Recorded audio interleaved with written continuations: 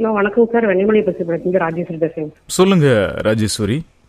Ma'am கிட்ட பேசலாமாங்க sir? பேசலாம், பேசுங்க மேம். வணக்கங்க மேம். இது இப்போ நம்ம கன்சீவ் இருக்கிறாங்க பெண்கள் அப்படிங்கும்போது, அது முதல் குழந்தை அப்படின்னா, இரண்டாவது குழந்தைன்னா அவங்க அது எப்படி ஹேண்டில் பண்ணுங்கிறத இது பண்ணிக்குவாங்க. அந்த முதல் குழந்தை அப்போ கர்ப்ப காலத்தப்ப அந்த வீட்டுல இருக்கிற கணவர் வீட்டு சைடு இருக்கிற எல்லா நபரும் எப்படி அவங்கள கையாளணும் அந்த கர்ப்ப நேரத்துல இருக்கிற பெண்ணை. ஏன்னா உடல் அளவுலயும் மன அளவுலயும் அவங்களுக்குள்ள நிறைய மாற்றங்கள் இருக்கும். அப்படிங்கும்போது அவங்களோட மன ஆரோக்கியத்தை எப்படி பேணி பாதுகாக்கணும், கணவர் வீட்டு சைடு இருக்கிறவங்களோ அப்படிங்கிற பத்தி சொல்லுவாங்க. ஏன்னா ஒரு 7 மாசத்துக்கு அப்புறம் அவங்க வளகாப்பு போட்டு அம்மா வீட்டுக்கு போயிடுவாங்க. அப்போ அப்படிங்கும்போது அம்மா வீடுங்கிறது வேற, என்னதான் இருந்தாலும் கணவர் வீடு அந்த எல்லாருமே புதுமுகமா இருப்பாங்க. அப்படி இருக்கிறவங்க எப்படி அந்த பெண்ணை கையாளணும் அவளை பத்தி சொல்லுவாங்க. Thank you for asking. இது ரொம்ப ரொம்ப ஒரு முக்கியமான ஒரு கேள்வி. நீங்கள் சொன்ன மாதிரி எஸ், இது ஒரு புதுமையான ஒரு சூழலில் அந்த விமன் இருக்காங்க. ஸோ அவங்க சேஃபாக ஃபீல் பண்ணணும், அவங்க ஆரோக்கியமாக ஃபீல் பண்ணணும்னா சேஃபாக ஃபீல் என்ன இங்கே பார்த்துக்கிறதுக்கு இருக்காங்க, அந்த ஒரு ட்ரஸ்ட் அவங்களுக்கு பில்ட் ஆகணும். அதை பில்ட் பண்ணுற மாதிரி அவங்கள சுற்றி இருக்கிறவங்க, வீட்டில் இருக்கிற கணவராக இருக்கட்டும், இல்லை மாமனார் மாமியாராக இருக்கட்டும், இல்லை sister in laws, anybody right, அவங்க ஒரு கண்டியூசிவான என்வாயர்மெண்ட் கிரியேட் பண்ணுறது, ஒரு சப்போர்ட்டிவான என்வாயர்மெண்ட் கிரியேட் பண்ணுறது ரொம்ப ரொம்ப அவசியம். இதில் சம் பிலீஃப் சிஸ்டம்ஸ் லைக் நம்ம சமுதாயத்திலேருந்து சில பிலீஃப்ஸ் நம்ம பாதிப்பு ஏற்படுத்தலாம். ஏன்னா இப்போது கணவர் அவர் சின்ன குழந்தையாக இருந்தபோது அவர் எப்படி பார்த்துருக்கலாம்னா, அப்பா அவங்க அம்மாவுக்கு ஹெல்ப் பண்ணாத மாதிரி பார்த்துருக்கலாம். ஏன்னா அப்போ இருந்த சூழ்நிலை வேறு. ஸோ அப்போது இவங்களுக்கு ஒரு பிலீஃப் என்ன ஃபார்ம் ஆகலாம்னா, ஓகே நான் போய் அங்கே இறங்கி பண்ணணும்னு அவசியம் இல்லை, அவங்களே பார்த்துப்பாங்க அப்படிங்கிற அந்த ஒரு மனநிலையில் இருக்கலாம். ஸோ அந்த பிலீஃப் நீங்கள் யோசிக்க வேண்டியது, லைக் கணவர்மார்கள் அதை சிந்திச்சு பார்க்க வேண்டியது. நான் இப்போ அந்த மாதிரி யோசிக்கிறேன்னா இறங்கி என்னால் ஒய்ஃப்க்கு சப்போர்ட் பண்ண முடியுதா. இன்னொன்று பார்த்தீங்கன்னா, சொசைட்டியே ஹஸ்பண்ட்ஸ் ஒய்ஃபுக்கு சப்போர்ட் பண்ணும்போது சம்டைம்ஸ் என்ன சொல்லிடுவாங்கன்னா, இப்போ எப்போ பார்த்தாலும் ஒய்ஃபுக்கே சப்போர்ட் பண்ணிகிட்டு இருக்காங்க, ஒய்ஃப் பின்னாடியே சுற்றிட்டு இருக்காங்க அப்படின்னு ஒரு கமெண்ட் பாஸ் பண்ணும்போது நிறைய பேருக்கு ஹெல்ப் பண்ணணுங்கிற அந்த இன்டென்ஷன் இருக்குது. பட் இந்த மாதிரி நம்மளை பார்த்து சொல்லிடுவாங்களோ, இதுக்கே தயங்கிட்டே ஹெல்ப் பண்ணுறதுக்கு முன் வர மாட்டேங்கிறாங்க.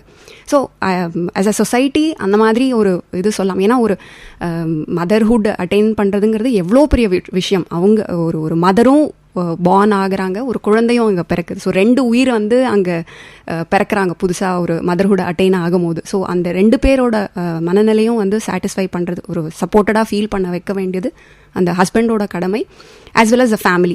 ஸோ ஃபேமிலிலையும் பார்த்திங்கன்னா என்ன மாதிரி பிலீஃப் சிஸ்டம்ஸ் ஆகலாம் அப்படின்னா, ஐயோ பையன் நம்ம மேலே பாசமாக இருக்க மாட்டேங்கிறானே, மருமக மேலே மட்டும் பாசமாக இருக்கானே அப்படின்னு கூட அவங்க சில சம்டைம்ஸ் யோசிக்கலாம். அதனால கூட ஃப்ரிக்ஷன்ஸ் வரலாம், சண்டைகள் வரலாம். சில விஷயம் என்ன, நீ எப்போ பார்த்தாலும் அவளுக்கே எல்லாம் பண்ணுற, எனக்கு பண்ண மாட்டேங்கிற, அந்த ஒரு பிலீஃப்லேருந்து ஆப்ரேட் பண்ணும்போது மருமகளை பார்த்துக்காம போகலாம்.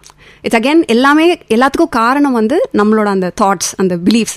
நம்ம சமுதாயத்துலேருந்து பிக் பண்ண சில விஷயங்கள் சீரியல்ஸில் பார்க்குறோம், எப்படி மாமியாரும் மருமகளும் சண்டை போட்டுக்கிறாங்க. ஆக்சுவலி ரியாலிட்டியில் அந்த மாதிரி இருக்கிறது இல்லை. நிறைய சப்போர்ட்டிவான மதர் இன்லாஸ் இருக்காங்க, சப்போர்ட்டிவான டாட்டர் இன்லாஸ் இருக்காங்க. அந்த மாதிரி நான் என்ன பண்ணுறேன், நான் செய்கிற ஒரு விஷயத்துக்கு பின்னாடி என்ன நம்பிக்கை இருக்குது அப்படிங்கிற மாதிரி நான் என்ன ஆராய ஆரம்பிக்கும் போது, செல்ஃப் அவேராக நான் இருக்கும் போது என்னால் அடுத்து என்ன பண்ணுறதுங்கிறது புரிய ஆரம்பிக்கும். So coming to the next point, so husbands support பண்ணுறது ரொம்ப ரொம்ப அவசியம். ஃபேமிலியில் எல்லாருமே சப்போர்ட் பண்ணுறது ரொம்ப ரொம்ப அவசியம். Make the mother feel very welcome.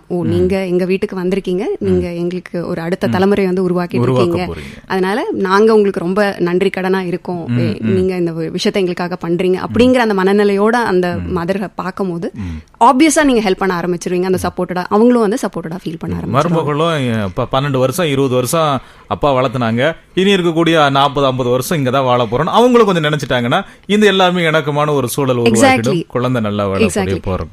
Just to add a point, thanks for saying that sir. ஏன்னா அவங்க சப்போர்ட்டடாக ஃபீல் பண்ணாத போது தான் என்ன ஆகுதுன்னா, அப்போ நாங்கள் தனி கொடுத்துனோம் போயிடுறோம், எங்களுக்கு இங்கே சப்போர்ட்டே கிடைக்கல, நாங்கள் தனியாக போகிறோம்னா போடுறாங்க.